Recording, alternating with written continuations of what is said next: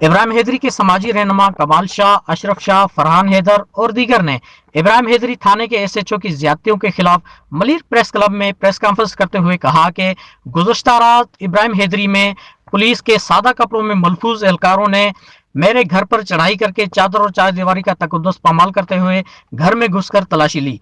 घर में मौजूद अलमारी और दीगर सामान के ताले तोड़कर घर में मौजूद ईद के कपड़ों के लिए 35,000 रुपए, सोने, जेवरात, मोबाइल फोन लेकर चले गए। जबकि तलाशी के दौरान घर में कोई चीज ना मिलने पर घर में मौजूद अफराद पर सख्त तशद्दुद किया।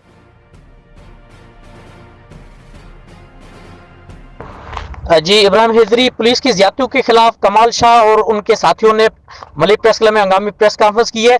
इस हवाले से हम राब्ता करते हैं कमाल शाह से, जो कि इब्राहिम हैदरी के समाजी रहनुमा है और उन्होंने ये प्रेस कॉन्फ्रेंस की है। तो आइए उनसे मालूमात लेते हैं। जी कमाल शाह, बताइएगा क्या तफसीलात हैं और आपको क्यों जरूरत पड़ी हंगामी प्रेस कॉन्फ्रेंस करने की इब्राहिम हैदरी पुलिस के खिलाफ? जी मैंने प्रेस कॉन्फ्रेंस इसलिए की थी कि जो इब्राहिम हैदरी का जो है गुलाम मुस्तफा, वो जो ना इब्राहिम हैदरी का जो इलाके के लोगों को तंग करता है और मेरे घर पे जो मुझे हरासा किया, मेरे घर के अंदर घुसा है और सादे कपड़ों में और मेरे घर की तलाशी ली है। उसके बाद जो मुझे पकड़ के जो गाड़ी में बैठाने की कोशिश की, उसको इलाके के लोगों ने मुझे छुड़ाया है।